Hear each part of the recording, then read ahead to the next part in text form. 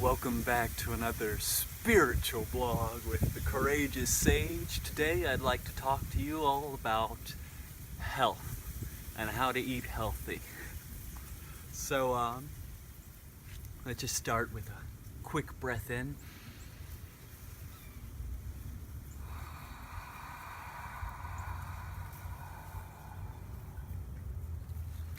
So before I go into this, you all know your own diets and what's best for you and what you should be doing to make yourself healthier when it comes to diet. But if anything that I say resonates with you in any way, and if you can find something to take from it, I hope you can try and implement it into your own life so that you can experience the health benefits of a healthy diet and a healthy lifestyle. So, first off, let's talk about just absorbing and what we absorb in our life. So we absorb through our digestive system, we absorb through our mouths, we absorb through our eyes, we absorb through our skin, we absorb through our consciousness and in our experience. We take in so much all the time. We take in food, we take in what we watch, we take in what we feel, we take in how we smell or what we smell. We take all of this in. And it's up to us to be making sure what we take in is beneficial to us and all beings. So it's the most benevolent version of absorbing. There's a practice in India, though, that is you just eat whatever. You eat all of it because you realize that every atom and every cell is pure energy, and it is the essence of energy. So, you train your body to be able to find the energy in all things. So some people could eat garbage and find it. Somebody could eat just the grass off the floor. You could eat the fruits. You could eat, processed foods. You could eat anything. And because they train their bodies to be able to absorb the energies in any of that, they can still be healthy. But as well, I wanted to get into this is that that's only because of the aspect in Ayurveda is there's two meals in life. There's the first meal, which is how you feel successful, complete in your relationships to life with your family, your friends, how you feel at work, how you feel in your own practice, and how you feel in your meditation, how you feel in your completion, how you feel full in your own soul, how you feel full in yourself. And then the second meal is whatever you have on your plate, whatever you actually eat. And that is not as important as the first meal. The first meal is the most important. And when you're full in that first meal, everything on the second meal doesn't really matter. Yeah, you could, by eating a healthy meal, you're more likely to get some benefits out of it, but it doesn't depend on it. So what we eat and our second meal can have an effect on our first meal because we make choices such as to eat more vegetarian, more pure, more healthy, less processed, more omega-3, more mineral, vitamin-rich foods. And that pulls into our first meal because we're making choices in our life to be better. That makes us feel more full. But if you're completely full in your first meal, which is your first aspect of feeling full in yourself, you could be going to any fast food restaurant and you could be as healthy and as vital as everybody else, just because you are able to digest all that food. Your cells are working at top efficiency. You're able to digest all of that, stuff. But I'm not saying that it's the healthiest choice and you should do that, but it is possible. And then you can also look from the aspect of people who aren't full in that first meal. They're unhappy, they're depressed, they're lonely, they're sad, and they're eating the healthiest vegan, organic food you could possibly get. But look, they're not any healthier. They're actually kind of less healthy in that regard because they're just not able to absorb any of that health, the benefits from the food, because they're so unhappy with themselves. Now, what would be the most recommended is that you are full in yourself, happy in yourself, complete in yourself, and you're eating a healthy, vital, rich diet.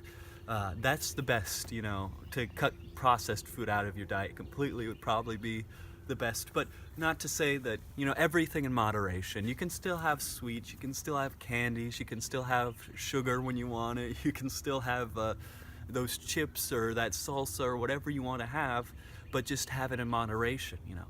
Having a smaller bowl instead of just bringing the whole bag out. You could just put it in a bowl. Or you could just have one piece of chocolate. You could have higher condensities of cacao instead of, you know, milk chocolate, because anyways, cacao is a superfood. So you should be having some chocolate in your life because it's great for you. It increases focus, it lowers you know, emotional stresses, and it just helps in so many ways. And that's when you get it with the pure cacao, though. You don't have to get the 100% bar with no sugar in it, but you know, the 80% bars are pretty good, and they're really good for you. So, you know, less sugar and more of that cacao, you know. And then there's also the lemon aspects. You could eat more lemons in your life because you would think that it acidicizes your body, but it actually alkalines your body. And having a more alkaline diet is beneficial in that regard because it, you know, just helps everything move more simply, you know. And also, I highly recommend having more omega-3s and omega-6s in your diets. I eat flax, lots of flax. I love flax, you know. I have flax milk, I have flax chips, I have flax cereal, I have flax powder, I have, you know, just flax and everything. And it's great. It's great for you. It's got the omega-3s, which omega-3s actually help you attach to the minerals and vitamins in the other food that you eat, and helps it become absorbed instead of just passing through your system. So with that, you're able to take in more of those minerals, take in more of those vitamins, and appreciate them more. Another aspect I'd like to talk to you all about is the aspect of prayer, or you know, saying gratitude over the meal you eat before and after you eat it. So just by saying gratitude or appreciation for the food, you're already preparing your body and all your cells to be more susceptible to taking in those energies and the health benefits. And after you eat it, what you do is, and this is what I do, I visualize everything that I ate, and I see it in my stomach, and I see it starting to digest, and I see the energy shooting off of each atom or each individual power cell of that food that I ate, and see it exploding throughout my body as vitality and health. Because, you know, food is vitality, and but it moves through that fire of willpower to digest it into the vitality, into the qi. So qigong is a great thing to do after you eat as well. So I'll be doing some qigong videos here soon to help people learn how to get into a meditative, digestive state with qigong. Another aspect of food is to eat more fruits in your life. Eat more vegetables, eat them raw. I personally am vegetarian, though I make exceptions every once in a while towards fish, because fish is also high in omega-3s. But what I do is I make sure to have my gratitude towards this being, because this is a being that I is sharing its life with me, and I have to have complete gratitude and appreciation for it, as well as to help not support fish net catching, because, you know, if you throw a net down there, you can destroy an entire ecosystem, not just catching a few fish, but really tearing up an entire ecosystem of fish. And so I make sure that, or I try to make sure that it's line caught instead of net caught, so you're supporting single fishermen instead of those people who just tear up the ocean. But that's my fault as well as everyone's, you know, but we are the only ones in our lives who can take the blame for anything. We can't force a blame on anybody else. So I just try to make steps in my life to help myself realize what the best, most beneficial thing for myself is, and the benevolence of all beings. So even though, you know, yeah, I am still vegetarian because, you know, it's just a title anyways. I eat mostly vegan in that regard because that's what I prefer. I'm not a fan of milk really, but eggs every once in a while are good for you as well. So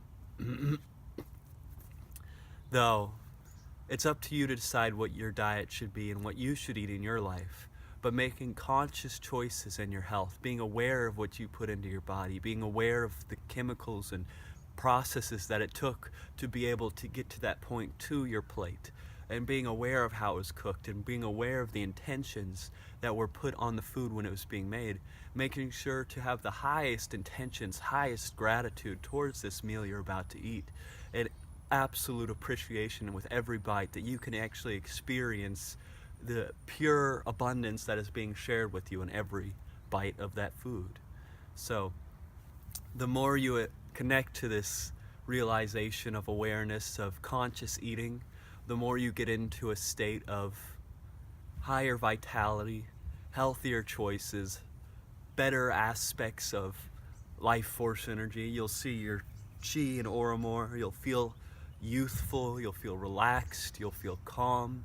And it's really important just to make the choices to have more organic, more natural foods in your life, and be more appreciative and accepting of the food in your body, that your body can accept this meal and that it can accept the food you're about to eat. So I just felt like this was a good time to share this with everybody, and I wish you all a blessed and rest of your beautiful day, and that you can all relax into the benevolence of your own true inner guides, and that the food that you eat may be blessed with the absolute most purest intentions and health and vitality, and then you can all experience the divine rays of happiness that I experience, and experience the peace and relaxation and all the blessings for you and your friends and family.